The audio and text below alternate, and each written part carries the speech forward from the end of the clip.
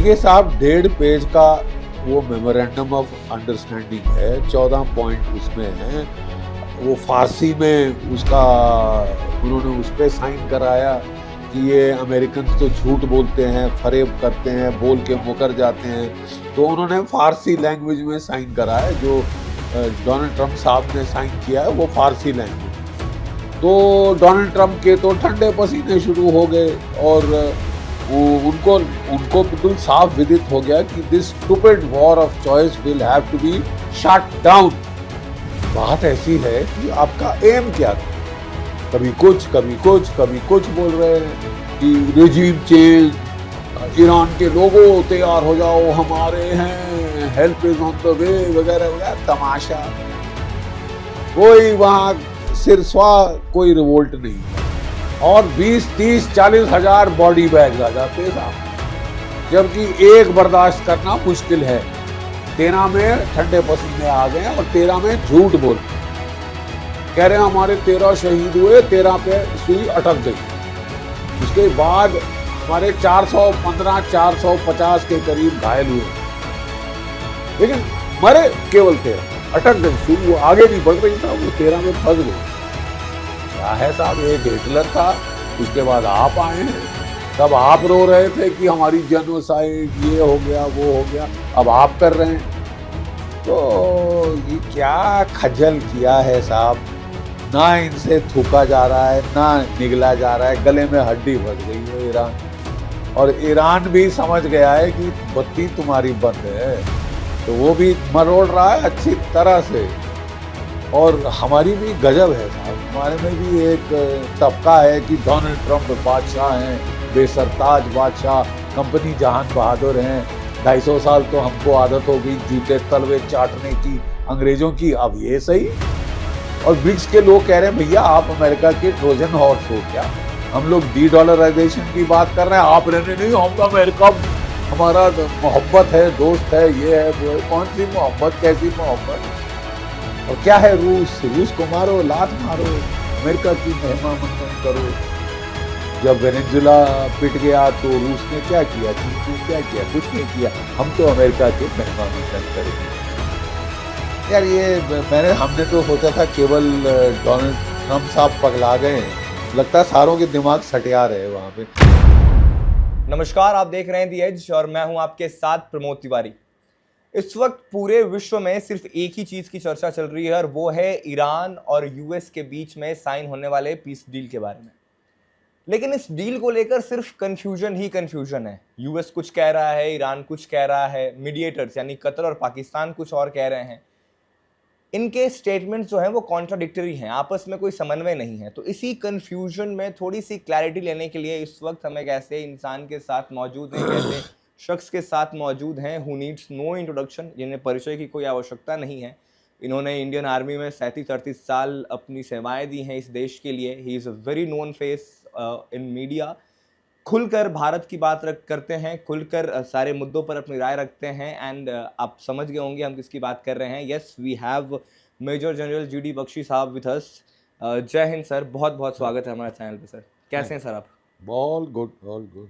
Sir to begin with मैं आपसे यही पूछूंगा कि इस वक्त जो कुछ भी कंफ्यूजन चल रहा है उसको लेकर आप क्या सोचते हैं सर?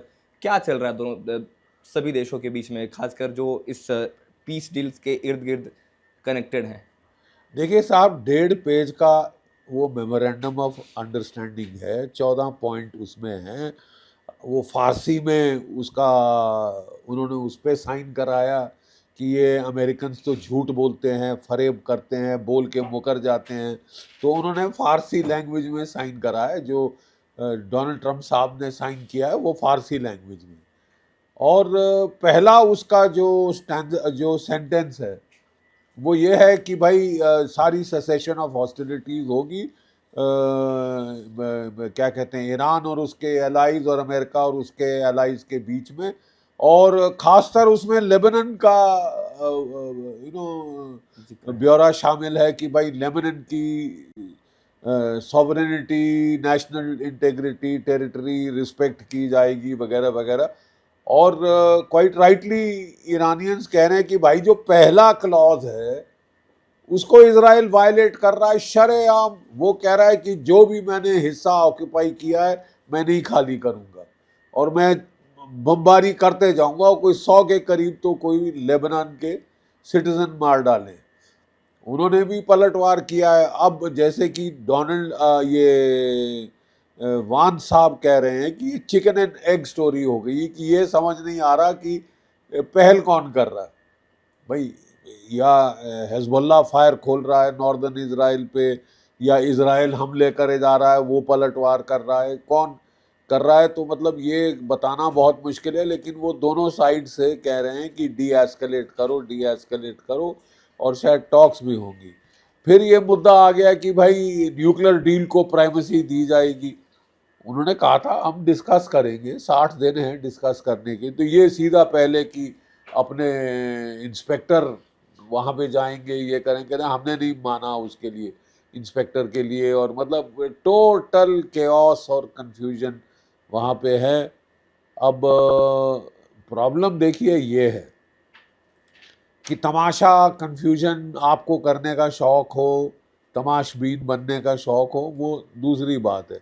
लेकिन असलियत ये है that the world simply cannot afford, दुनिया ये अफोर्ड नहीं कर सकती कि ये लड़ाई चलती जाए। क्यों? समझना जरूरी है। बिल्कुल। देखिए अभी तक जो भी ये दुनिया की सबसे बड़ी ऑयल शॉक है जब से दुनिया ने ऑयल इस्तेमाल करना शुरू किया है। 1973 से बड़ी, ये 2004 से बड़ी, 2008 से बड़ी, ये 2022 जो यूक्रेन युद्ध के टाइम शॉक हुई थी उससे बड़ी है ये। तो ये जो है, ये प्रॉब्लम ये था कि अभी तक मैनेज किया है दुनिया के देशों ने अपने स्ट्रेटेजिक पेट्रोलियम रिजर्व्स में डिप करके, वहाँ से तेल निकाल निकाल के उन्होंने अपने लोगों को दिया है ताकि तेल की कीमतें एस्ट्रोनॉमिकल स्काई हाई ना पहुंच जाए। अगर खरीदते रहते तो साहब अभी तक तो बंटाधार हो गया होता। ठीक है, तो वो जो है वो अपने स्ट्रेटेजिक पेट्रोलियम रिजर्व्स एक्सपेंड करे जा रहे हैं, एक्सपेंड करे जा रहे हैं। अब हालत ये है जून के महीने में कि कोई 4 हफ्ते के रिजर्व रह गए हैं दुनिया के स्टॉक्स में, केवल 4 हफ्ते के रिजर्व। इसके पहले कि ये जीरो पहुंचे वो तेल की कीमतें आसमान में पहुंच जाएंगी, लड़ाई चल रही ना चल रही, 150-200 डॉलर तक छू सकती।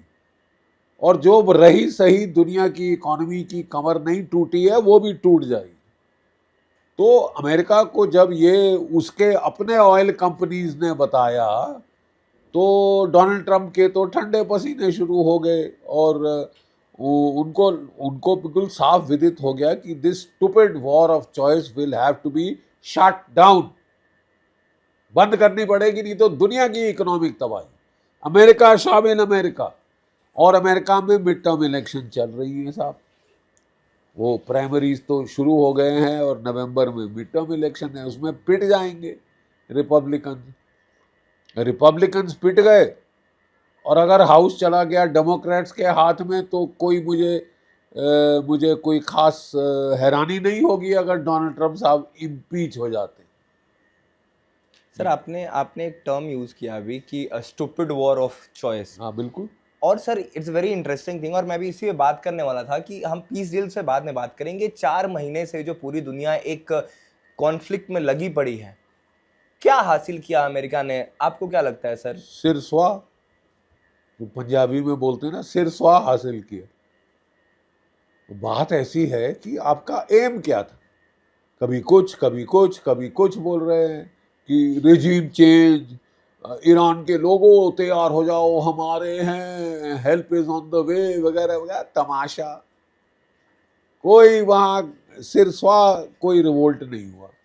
उल्टा जब इन्होंने आयतुल्लाह खमैनी को मार डाला तो पूरे ईरान में आक्रोश की लहर आई और वो अपनी सरकार के सपोर्ट में हजूम निकले। सरकार का तख्ता पलटने कोई नहीं आया, हजूम के हजूम आए अपनी सरकार का सपोर्ट करने, millions. 2-3 millions Iranians came on the streets with Iranian flags, ठीक है। और उस वक़्त भी देखिए फिर बोला कि हम तो इस नेशन स्टेट को डिस्ट्रॉय कर देंगे, तबाह कर देंगे। फिर बोला हमको इसका तेल चाहिए, हम तेल अपने कंट्रोल में कर लेंगे। फिर बोला नहीं साहब हमको तो न्यूक्लियर से मतलब है। फिर बोले नहीं साहब हम इसके मिसाइल सॉर्ट आउट करेंगे। फिर बोला नहीं साहब ये क्यों अपने प्रॉक्सीज को सपोर्ट। मतलब हर दिन में 3 या 4 बार एम बदली होते थे डोनाल्ड ट्रंप के। जब एक लड़ाई का कोई एम नहीं, कोई सिर पैर नहीं, कोई प्लान नहीं, तो नेचुरली वो लड़ाई तो बेवकूफ़ों की तरह चलती जाएगी।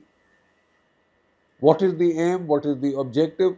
और मैं पहले दिन से कह रहा था, देखिए जब भी ऐसा ये कोई हमला, लड़ाई, युद्ध शुरू होता है तो सरकारें अपनी आर्म्ड फोर्सेस को, अपने इंटेलिजेंस एजेंसीज को बोलती हैं कि भैया अनुमान लगाओ कौन जीतेगा, हमको बताओ कौन जीतेगा, ताकि वो हम अपनी पॉलिसी उसके मुताबिक, यथार्थ के मुताबिक, रियलिटी चेक के मुताबिक हम अपनी पॉलिसीज करें। तो जब लड़ाई शुरू हुई तो सारी दुनिया में यही एक सोच थी कि कहाँ अमेरिका, कहाँ साथ में Israel, regional super power, nuclear power दोनों, और ये बेचारे ईरान के पास 48 सालों से सैंक्शन लग रही है, इकोनॉमी तबाह हो गई है, कहाँ लड़ेगा, क्या करेगा, लेकिन मैंने उस वक़्त कह दिया था कि आप हैरान हो जाएंगे लड़ाई के नतीजे देखकर। कैसे मैंने कहा था, देखिए मैं सिंपल, ये इसको बोलते हैं मिलिट्री इक्वेशन, मिलिट्री लॉजिक। जब अमेरिका ने इराक पर हमला किया था 1991, गल्फ वॉर 1 में इराक, जो कि ईरान से 4 गुना छोटा है, पूरा समतल रेगिस्तान है, उनके टैंक अमेरिकन कहीं भी जा सकते हैं, कहीं भी आ सकते हैं, सड़कों की भी जरूरत नहीं, ठीक है, 1/4 गुना छोटा ईरान से। वहां पे हमला करने के लिए अमेरिका ने, नेटो ने 7.5 लाख की फौज जमीन पे उतारी थी, 48 दिन बॉम्बिंग करी थी, फिर फौज अंदर भेजी।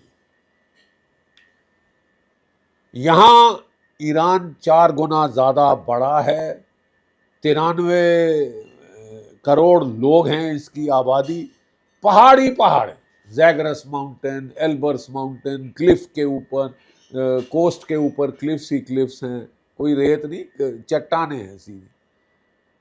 तो ये मतलब आप कैसे केवल एयर पावर से सोच के बैठे थे कि हम इस पे फतेह पा लें? आपको बूट्स ऑन द ग्राउंड लगाने पड़ते, और अगर साइज ही देखते तो कम से कम 1 million troops, if you were serious about regime change, capturing oil fields, this, that and the other, ठीक है साहब, 1 करोड़ ट्रूप्स आपको लगाने पड़ते हैं, जो अमेरिका के पास है नहीं। और 1 करोड़ ट्रूप्स करने के लिए आपको साहब कंस्क्रिप्शन करनी पड़ेगी, कर सकते हैं, है दम, और 20, 30, 40 हजार बॉडी बैग्स आ जाते हैं साहब, जबकि एक बर्दाश्त करना मुश्किल है। 13 में ठंडे पसीने आ गए और 13 में झूठ बोल रहे, कह रहे हैं हमारे 13 शहीद हुए, 13 पे सुई अटक गई। उसके बाद हमारे 415, 450 के करीब घायल हुए, लेकिन मरे केवल 13, अटक गई सुई, वो आगे नहीं बढ़ रही साहब, वो 13 में फंस गई। Sir, the world has seen कि इनके सुपर जेट्स जो हैं किस तरीके से ईरान ने सिर्फ ड्रोन से टैकल किए हैं, और credit where it's due, Iran has fought bravely, very bravely and very well. Sir, अगर बात करें डोनाल्ड ट्रंप की, आप गोल पोस्ट बदलने की बात कर रहे थे, हमने लगातार देखा एक मुद्दे पर वो टिक नहीं रहे थे। फिर उनका था कि हमें डिसआर्म करना है इनके न्यूक्लियर वेपन्स को, we can't allow Iran to have nuclear weapon.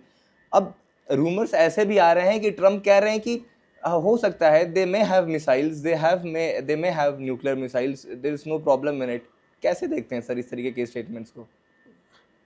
देखिए साहब, पहले वो कह रहे थे कि इजराइल ने बोला कि ईरान के पास कोई मिसाइल नहीं हो सकते, ना न्यूक्लियर हो सकता है, ना मिसाइल हो सकता, मतलब सेल्फ डिफेंस का कोई आला ही नहीं हो सकता।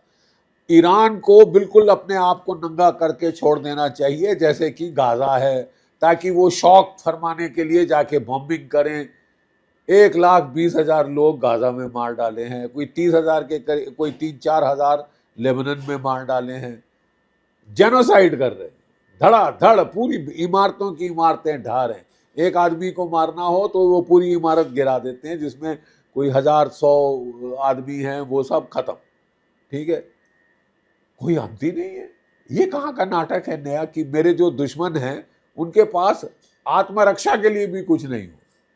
मैं इतने बड़े चौधरी हैं हम कि भाई हमारे दुश्मनों को अपनी रक्षा करने का हक नहीं है। जब ईरान मारता है, जब इजराइल मारता है तो पिट जाना चाहिए चुपचाप से। अगर 1-1.5-2 लाख 3-4 लाख लोग मार दिए तो क्या हुआ? क्या है साहब, एक हिटलर था, उसके बाद आप आए हैं, तब आप रो रहे थे कि हमारी जेनोसाइड ये हो गया वो हो गया, अब आप कर रहे हैं। You are doing the same. Absolutely, sir. So how is it justified? Sir, who do you consider as the biggest villain of this war? Israel or US or Iran?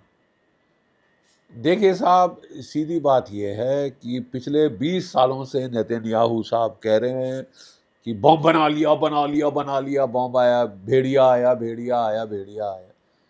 तो प्रॉब्लम यह है कि अभी तक तो कोई बम देखा नहीं। और अगर बम का ही सवाल था तो सन 2015 में ओबामा साहब ने डील कर ली थी कि न्यूक्लियर बम नहीं बना सकते, इंस्पेक्शन होगी। 200 पेज की डील थी, 1.5 पन्ने की डील नहीं थी, जिसको लेके अब ऊंच नीच ऊपर नीचे हो रहा है, ये गलत ये ठीक, नहीं मैंने नहीं कहा मैंने कहा। इसी एम्बिगुअस लैंग्वेज है इस डील की। वो 200 पन्ने की डील थी, सब कुछ हो चुका था। डोनाल्ड ट्रंप आए, फाड़ के कचरे के डब्बे में डाल दी साहब। एक डील जो आपके देश ने साइन की हुई है, 5 और 7 देशों और ने साइन करी, यूएन सिक्योरिटी काउंसिल ने भी रेटिफाई कर दी, वो डील को आपने फाड़ के कचरे के डब्बे में डाल दिया। अब आपको उससे कम मिलेगा। मतलब आपकी अचीवमेंट क्या है लड़ाई में? कोई $100 बिलियन तो खर्चा हो चुके हैं, बड़े कंजर्वेटिव एस्टिमेट पे। अगर पूरा गिनने बैठ जाए कितने जहाज गिरे, कितने हेलीकॉप्टर, कितने ये कितने वो, तो शायद इससे कहीं ज़्यादा। तो कंजर्वेटिव एस्टिमेट पे $100 बिलियन आपने खर्चा करे हैं, $300 बिलियन आप ईरान को देंगे रिकंस्ट्रक्शन के लिए। और फिर आप उसके जो फ्रोजन फंड्स हैं वो भी रिलीज जो आपकी बैंकों में उसने डाले थे और आपने हड़प लिए। एक ये नया चौधरी पना है कि मेरी बैंक में पैसे डालो, ये वो, तुमको ब्याज देना तो दरकिनार, सारा पैसा मेरे बाप का, सारा पैसा मेरे बाप का, दुनिया भर का पैसा मेरा है। अभी डकैती, चोरी, सीना जोरी, ये तो इससे where is the rule of law, rule based order, उसकी बखान करते हैं। और कर क्या रहे, हरकतें देखो। सर, आपको लगता है कि डोनाल्ड ट्रंप के अंदर गंभीरता नहीं है? ही लैक्स दैट एक personality that one needs to become the president of a country like United States. He lacks gravitas, ठहराव नहीं है, ऊल जलूल बातें करते हैं, सुबह कुछ, दोपहर कुछ, शाम को कुछ, अगले दिन बिल्कुल विपरीत। ठीक है, और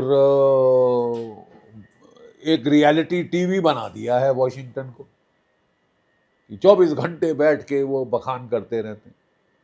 किस प्रेसिडेंट को आपने इतनी बात, किस नेशनल लीडर को आपने इतना बड़बड़ करते सुना है टीवी के ऊपर? 24 घंटे इनको अपने ऊपर टीवी चैनल चाहिए। नार्सिसिस्ट, ईगोमेनियक, और दुनिया को मुसीबत में डाल दिया है। इनको इजराइल ने बोला था कि 48 घंटे में खत्म, ईरान खत्म। जैसे आपने वेनेजुएला को 4 घंटे में खत्म किए, यहाँ 48 घंटे में खत्म हो जाए। हम डिकैपिटेट कर देंगे। मेवन आर्टिफिशियल इंटेलिजेंस सॉफ्टवेयर हमारे ड्रोन्स में लगा है, हम पकड़ लेंगे लीडर कहाँ है, उसको मार डालेंगे, लीडर खत्म, लड़ाई खत्म। किसने बोला? हमने तो लड़ाई 109-110 दिन चल गई साहब लड़ाई, और अभी भी अंत नहीं हुआ है। सर जेडी वांस की बात करते हैं, पीस डील की बात करते हैं। अब जेडी वांस का ये कहना है कि हम दोनों को प्रायोरिटाइज करते हैं, we prioritize Israel's security as well as Lebanon's sovereignty, उनकी टेरिटोरियल इंटीग्रिटी, और कह रहे हैं कि हम कोशिश करेंगे कि दोनों बनी रहें। डू यू थिंक इजराइल मानने वाला है इन चीजों को? विरोधाभास है। पहले तो दोनों बनी रहे, इजराइल अंदर घुसा रहे, कैप्चर कर ले आधा सदर्न लेबनन, और ऊपर से कह रहे हैं कि भाई उसकी सॉवरेनिटी बनी रहे। जो पहला स्टैंजा, जो पहला पैरा है इस डील का, तो ये क्या खज्जल किया है साहब। ना इनसे थूका जा रहा है, ना निगला जा रहा है, गले में हड्डी फंस गई है ईरान। और ईरान भी समझ गया है कि बत्ती तुम्हारी बंद है, तो वो भी मरोड़ रहा है अच्छी तरह से। Sir now considering the fact कि आप उसके फ्रोजन फंड्स रिलीज करने वाले हैं, आप रिकंस्ट्रक्शन के लिए $300 बिलियन आप ईरान को देंगे, इसके अलावा आपने उसके तेल के ऊपर लगे सैंक्शन को अगले 60 दिनों के लिए हटा दिया है। इसका मतलब हर हफ्ते इजराइल ईरान $1 बिलियन कमा सकता है। तो वही सवाल है सर, तो फिर इस युद्ध से अगर हम ऐसे देखें तो ईरान को बहुत फायदा हुआ sir, and we can declare Iran as the winner. लेकिन बात ये है ना कि अमेरिकन कोई रत्ती भर विश्वास कर सकते हैं आप। एक नया पैसा दिया अभी तक? कुछ नहीं दिया। लिख लुख दिया, ये दिया, कोई डील का कोई मायना नहीं। डील साइन हो जाए तो उसको फाड़ के फेंक देंगे। ये वाहियात मुल्क हो गया है यार, लॉलेस गुंडागर्दी पे आ गया। मैं चित भी मेरी, पट भी मेरी, ये भी वो भी, पैसा दूंगा नहीं दूंगा, 1 सेंट नहीं दूंगा। अब सर इस पे ही बात करना हो, डील में लिख दिया गया $300 बिलियन, फिर उसमें ये भी लिखा गया है कि ये अकेली रिस्पॉन्सिबिलिटी अमेरिका की नहीं है। तो फिर ये $300 बिलियन कौन देगा सर? गल्फ के देश देंगे ना, जिनको मार पड़ी, जिनको ये बचाने गए थे उनको पिटवा दिया। दे दनादन मिसाइल और ड्रोन्स उन पे पड़े हैं, बहुत नुकसान हुआ है बेचारों का। फॉर्चुनेटली ज़्यादातर इसने एम किया था अमेरिका के बेसिस पे। बेसिस में तो कोई 250 इमारतें तबाह कर दी। सारे अमेरिकन सिपाही बेस की बैरक छोड़ के होटलों में जाके छुपे थे, वहाँ भी मार पड़ी थी। तो उनको पिटवा के आप कह रहे हैं पैसा दो। सर हिंदुस्तान में कहावत है, आम बोलचाल की भाषा में कही जाती है कि पुलिस की ना दोस्ती अच्छी ना दुश्मनी। क्या जियोपॉलिटिक्स में बात अमेरिका के लिए सही है कि अमेरिका की ना दोस्ती सही ना दुश्मनी सही? क्योंकि दोनों का नुकसान होता है। हमने इस वॉर में देख लिया, ईरान को भी नुकसान हुआ, और जो एलाइज हैं यूएस के, दोस्त हैं गल्फ कंट्रीज में, उनका तो खासा नुकसान, कतर हो जाए, यूएई हो जाए, इन तमाम देशों ने भी नुकसान सहा है। सर अकाउंटेबिलिटी किसकी बनती है सर इसके लिए? नहीं, अकाउंटेबिलिटी क्या, आपने तो ये मुहावरा बोला, मैं आपको बता रहा हूँ कि जो हेनरी किसिंजर थे, उन्होंने कहा था it is dangerous to be an enemy of America. America का दुश्मन होना खतरनाक है, but it is fatal to be a friend. Absolutely sir, कि भैया इसका दोस्त होना घातक सिद्ध हो सकता है आपके लिए, आपका देश ही खलास कर देगा दोस्ती में। और ये तमाशा हम देख रहे हैं, मोदी जी को ये माय फ्रेंड, ये फलाना ढिमकाना, किलर, वो पता नहीं क्या क्या अनाप शनाप बक रहे थे, उनको भी मजबूरन हंसना पड़ा। किलर नेगोशिएटर, टफ नेगोशिएटर, ये वो, और करके किया क्या, इंडो पैसिफिक कमांड थी, वो बोले इंडो शिंडो हट जाए, पैसिफिक कमांड पे वापस आ जाएगी, और आप पे अब टैरिफ लगाएंगे, और अगर रूस से तेल लिया 500% टैरिफ लगाएंगे। ये दोस्ती है तो भैया दुश्मनी भली है। तख्ता पलट किया श्रीलंका में, तख्ता पलट किया बांग्लादेश में, नेपाल में, लद्दाख में कोशिश कर रहे हैं। आपके मर्सिनरीज आके ट्रेन कर रहे हैं कुकीज़ को भारत के खिलाफ विद्रोह करने में, एक कुकी लैंड कार्व करने में। $1 अरब हमसे खा लिए वो कि आपको तेजस का इंजन देंगे, GE404। 4 साल हो गए, पहले 2 इंजन भेजे थे, खा लिया पैसा। मतलब ये नहीं हम पाकिस्तान जैसे कह रहे हैं कि साहब फोकट का दो, हार्ड कैश दे रहे हैं साले तुमको, और आपने खा लिया, हजम कर लिया, डिकार नहीं लिया। और इंजन अभी 2 दिए थे, जब मोदी जी ने जाके बोला भैया 100 इंजन देने हैं आपने, वो तो दो 1500 पैसा दिए, एक चौथा साल जा रहा है, तो फिर बोले अच्छा 5 और ले लो, 7। और हमारी भी गजब है साहब, हमारे में भी एक तबका है कि डोनाल्ड ट्रंप बादशाह हैं, बेसरताज बादशाह, कंपनी जहान बहादुर हैं, 250 साल तो हमको आदत हो गई जूते तलवे चाटने की अंग्रेजों की, अब ये सही और चाटेंगे। सर, मार्को रूबियो ने जो दिल्ली में जब बयान दिया था कि we can't make India the next China, we can't see very strong India, दो टूक शब्दों में उसने मुंह पे कहा कि हम तो आपको नुकसान करेंगे, हम आपको ताकतवर नहीं बनने देंगे, और आप है कि लेटे जा रहे हो हम आपकी चीन के खिलाफ मदद करेंगे। क्यों मदद करेंगे? वो तो चीन से खुद दोस्ती कर रहा है, आपसे दुश्मनी कर रहा है, क्योंकि आप कमजोर दिखा रहे हैं अपने आप को। आप भी दांत दिखाओ तो देखो, क्या चीन के किसी जहाज को हाथ लगाया? 100-150 जहाज उसके ब्लॉकेड जंप करके भाग लिए तेल के साथ। हाथ लगाया एक चीनी जहाज को, एक रूसी जहाज को छुआ? नहीं छुआ, क्योंकि पता है लेने के देने पड़ जाएंगे।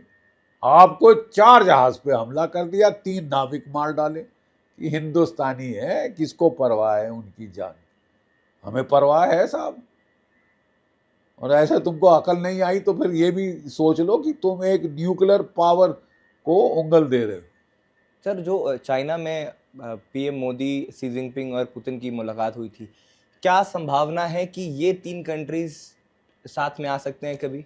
या अकलमंदी ये है कि अगर ये हाव भाव अमेरिका के हैं तो इन 3 देशों को इकट्ठा आना चाहिए, ब्रिक्स को इकट्ठा होना चाहिए। ब्रिक्स की प्रेसिडेंटशिप इस साल भारत के पास है। लेकिन आपने देखा कि जब ब्रिक्स की फॉरेन मिनिस्टर्स की मीटिंग हुई, उसे सुर्खियों से मिटा दिया गया कि अमेरिका जहान बहादुर, कंपनी जहान बहादुर नाराज हो जाए। तो ब्रिक्स को दबाओ। आज भी एनएसएस की बैठक है सर, आज भी बैठक है। कितनी मीडिया में आ रही है? नहीं, पिछली तो सिर सुहा नहीं आई थी। कोई लोकल इसको मर्डर हो गया, वो हो गया, वो हेडलाइंस थी। ब्रिक्स को तो साफ कर दिया, पत्ता ही साफ कर दिया।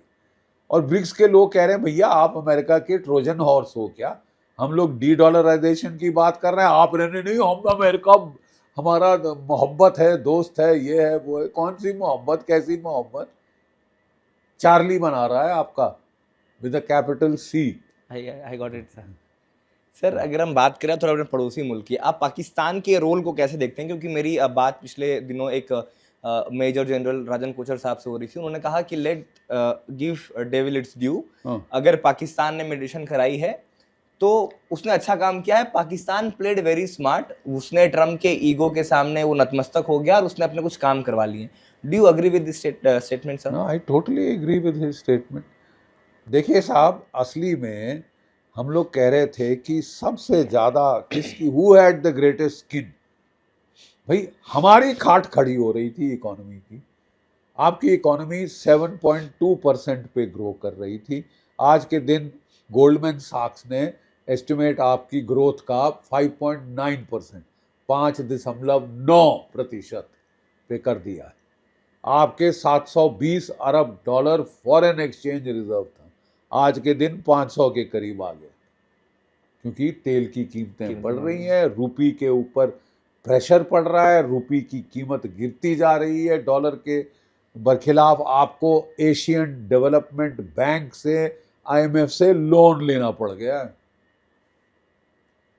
ठीक है साहब, तेल की कीमतें चढ़ गई, गैस की कीमतें चढ़ गई, फर्टिलाइजर मिल नहीं रहा, ऊपर से सोने पे सुहागा, एल नीनो आया है, मॉनसून अभी तक नहीं पड़ी है साहब, बारिश नहीं पड़ी है। आपकी तो चौतरफा खाट खड़ी कर दी है इस स्टूपिड वॉर ऑफ चॉइस ने। आपके हित में था कि ये बंद हो। आपके अच्छे रिश्ते इजराइल के साथ, आप कहते हैं बड़े अच्छे रिश्ते अमेरिका के साथ, सारी गल्फ स्टेट, कितनों ने तो अपना टॉप अवार्ड मोदी जी को दिया है। तो सबसे ज़्यादा मध्यस्थता करने की काबिलियत आप में थी। हमने मना कर दिया, नहीं जी अमेरिका लड़ रहा है, अमेरिका पीटना चाहता है ईरान को, हम नहीं बीच में आएंगे, पीटो पीटो, अच्छे से पीटो। और क्या है, रूस को मारो, लात मारो, अमेरिका की महिमा मंडन करो।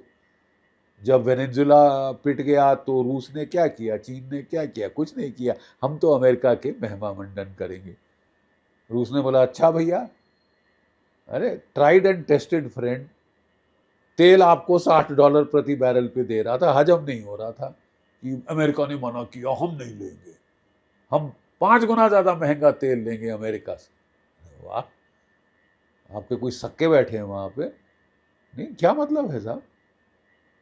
देश हित सर्वोपरि है, और देश हित इसमें है कि हमारी दोस्ती जो ट्राइड एंड टेस्टेड Tested दोस्ती है रूस के साथ वो बनी रहे। Absolutely. उसको आपने लात मारने की कोशिश की। रूस ने बोला अच्छा भैया ऐसी बात है, पेट्रोल चाहिए, ऑयल चाहिए, मार्केट प्राइस पे लो। आप तो अमेरिका के दोस्त हो, आप मार्केट प्राइस पे लो ना साहब, आप हमारे दोस्त हो, आप नहीं बनना ही नहीं चाहते। क्या नॉनसेंस है साहब। इस वक्त अक्लमंदी इसमें है कि हम वो रशिया इंडिया चाइना ट्रायंगल को रिवाइव करें, ब्रिक्स को स्ट्रांग करें, जिसकी प्रेसिडेंसी हमारे हाथ है, और हम हैं कि मरे जा रहे हैं, घुटने कांप रहे हैं। क्यों? अगर ईरान जैसी मिडिल टायर पावर ने पीट दिया है, आप तो साहब बिग पावर्स में गिने जा, आप न्यूक्लियर पावर हैं, स्पेस पावर हैं, मिसाइल पावर हैं, सब कुछ है, तो भय किस बात का? और अगर पाकिस्तान ने इनिशिएटिव लिया, वो बटलर का काम कर दिया, यहाँ की चिट यहाँ पहुंचाने का, वहाँ की चिट वहाँ पहुंचाने का, और अब जूते खा रहा है दोनों तरफ से, ठीक है, जूते खा रहा है दोनों तरफ से। अगर वो कर सकता था तो हम क्यों नहीं कर सके? Who had a stake? We had the biggest stake. Absolutely, sir. और हमने कहा कि हम नहीं करेंगे साहब, अभी हमारा दोस्त इजराइल पीट रहा है ईरान को। कैसी पीट रहा है तो हमने देख लिया, खुद पीट गए। सर, जेडी वांस ने कहा कि मेरे लाइफ में 2 सबसे इम्पोर्टेंट लोग हैं, हाँ। एक इंडियन है, एक पाकिस्तानी है। इंडियन हाँ। उनकी वाइफ और पाकिस्तानी फील्ड मार्शल आसिम मुनीर। आसिम मुनीर। इस स्टेटमेंट को कैसे देखते हैं सर आप? यार ये हमने तो सोचा था केवल डोनाल्ड ट्रम्प साहब पगला गए हैं, लगता है सारों के दिमाग सटिया रहे वहाँ पे, उल जलूल बातें कर रहे हैं। इसका मतलब तो क्या हुआ? एब्सोल्युटली। मेरी वाइफ इंडियन है, आप तो उसको ईसाई बनाने में लगे। जब आपने शादी करी थी तो वो हिंदू थी और आप क्रिश्चियन थे, और आपने एक्सेप्ट किया, भाई तेरा धर्म धर्म दे रहा है, नहीं जी बच्चे ये होंगे वो होंगे। अब इनको मागा बेस याद आ रहा है।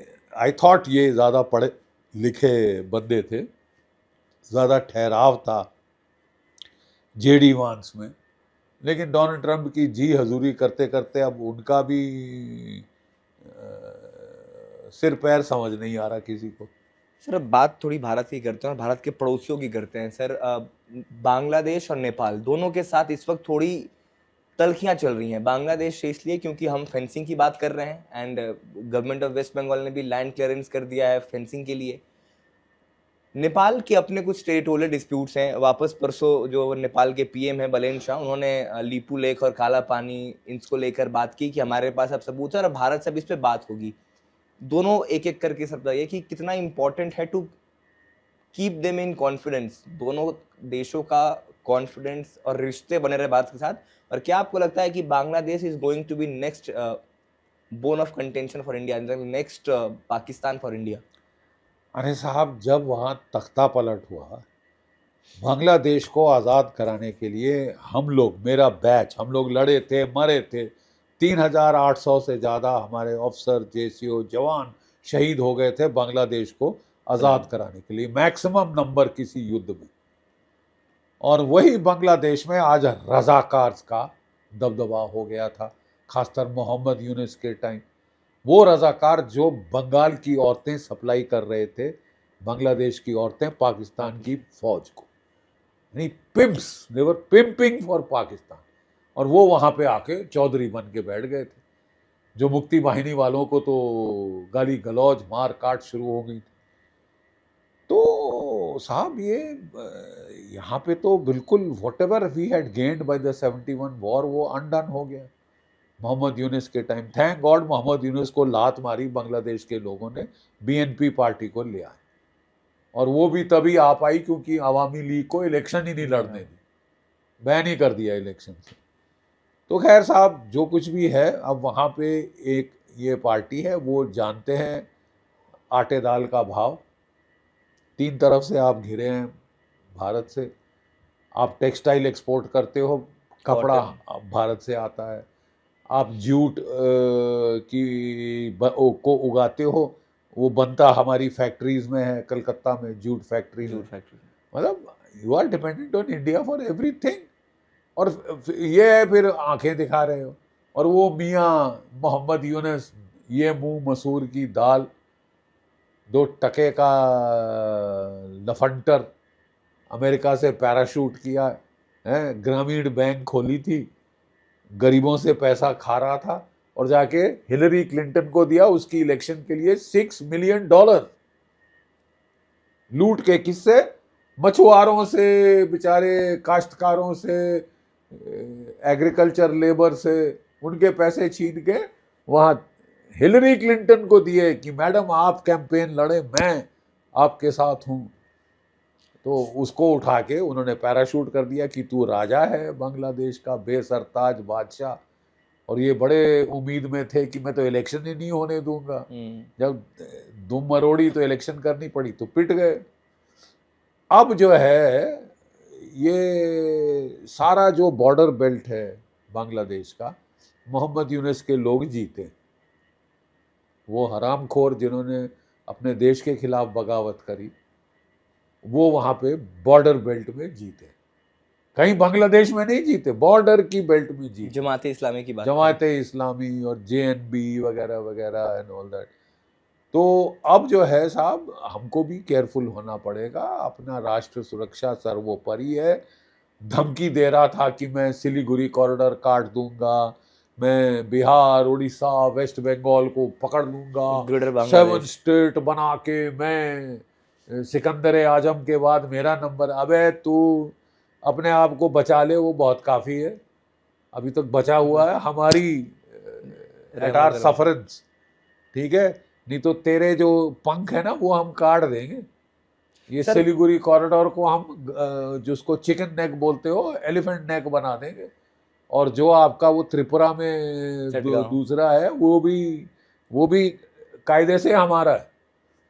बौद्ध लोग हैं वहां पे, और ओरिजिनल वो भारत को आना था, ये हड़प लिया इन लोगों ने, तो वो वापस ले लेंगे। फिर देखेंगे फड़फड़ाते कैसे वो पर। सर कुछ लोगों का ये भी कहना था कि भारत को शेख हसीना को असाइलम नहीं देना चाहिए था। शेख हसीना जब तक भारत में रहेंगी, भारत और बांग्लादेश के रिश्ते नहीं सुधरेंगे। Do you agree with this statement sir? यानी जिसने आपका इतना साथ दिया, जिसने गर्दन निकाल के अपने खिलाफ कू करवा लिया आपके राष्ट्र हितों की रक्षा करते करते, उसको अंडर द बस। कौन फिर आपका साथी बनेगा, कौन आपका दोस्त बनेगा किसी बॉर्डरिंग देश में, अगर आप इस तरह की उल जलूल हरकतें करो। अब यहाँ पे अमेरिका के तलवे चाटने वाले तो बहुत हैं, बांग्लादेश के भी तलवे चाटने हैं। क्या मंशा क्या है? नेपाल का मसला क्या है सर, वो कैसे सॉल्व होगा? देखिए साहब, नेपाल एकमात्र हिंदू राष्ट्र था।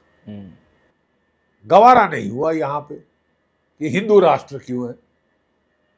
राजीव गांधी जी गए मैडम सोनिया गांधी के साथ वहां पे, बोले कि जी मैं तो पशुपतिनाथ के दर्शन करूंगा। वहां के पंडितों ने, ब्राह्मणों ने बोल दिया आप आ सकते हैं, आपकी भारियां नहीं आ सकती, क्योंकि वो गोमांस खाती हैं, वो वेटिकन की हैं, तो वो नहीं आ सकती, केवल हिंदू आ सकते। आग लग गई, आग बबूले हो गए। और मैडम सोनिया गांधी ने बदला लिया। उस वक्त तो ब्लॉकेड शॉकेड किया था। मैडम सोनिया गांधी ने आके बदला लिया। जब मनमोहन सिंह के चमचा सरकार थी, उन्होंने तख्ता पलट करा दिया राजा साहब का, मोनार्की को खत्म करा दिया वहां पे, और कम्युनिस्ट बिठाए, कुत्ते कम्युनिस्ट, जो कि चीन के सामने दुमेलाते हैं। मतलब ये इसको सेल्फ गोल नहीं कहते तो और किसे सेल्फ गोल कहा जाता। आपने करा। राजशाही वहां पे अच्छा चल रही थी, वो हिंदुत्व का जो सारा प्रतीक था, वो राजा था, वो उसको विष्णु का अवतार माना जाता था, ये उसको खत्म कर दिया। और आज फिर छटपटा रहे हो। आज ऐसे लोग वहां पे आ गए हैं जो कि हिंदुत्व तो कोने कोसों दूर गई। खैर जो भी है, नेपाल के लोग हमारे छोटे भाई जैसे हैं। वो एक हिंदू राष्ट्र है, हमें बड़ी खुशी होगी अगर वो फिर से हिंदुत्व वहाँ पे आ जाए, उठे उभरे। हमारा रिश्ता रोटी बेटी का रिश्ता है, खून का रिश्ता है, क्योंकि नेपाल के सैनिकों ने हमारी हर युद्ध में शहादत दी है, कुर्बानी दी है। तो नेपाल के साथ रिश्ते बिगाड़ने नहीं, सुधारने पड़ेंगे आपको, और हमको पूर्ण कोशिश करनी पड़ेगी। ये बालन साहब आए हैं नए, अमेरिका के बड़े चहेते हैं।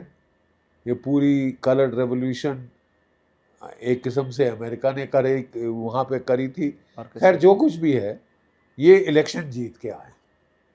इलेक्शन जीत के आए मतलब ही इज लेजिटिमेट, और वो कह रहे हैं कि मैं नेपाल से करप्शन हटा दूंगा। तो we will have to wait and watch, we hope he does it. Thank you so much sir, thank you so much. ये सुना आपने मेजर जनरल जीडी बख्शी साहब को, उन्होंने हमेशा की तरह खुलकर बेबाकी से सभी मुद्दों पर अपनी राय रखी। हम उम्मीद करते हैं आपको इंटरव्यू अच्छी लगी हो। ऐसे ही और भी इंटरव्यूज देखने के लिए देखते रहिए दी एज।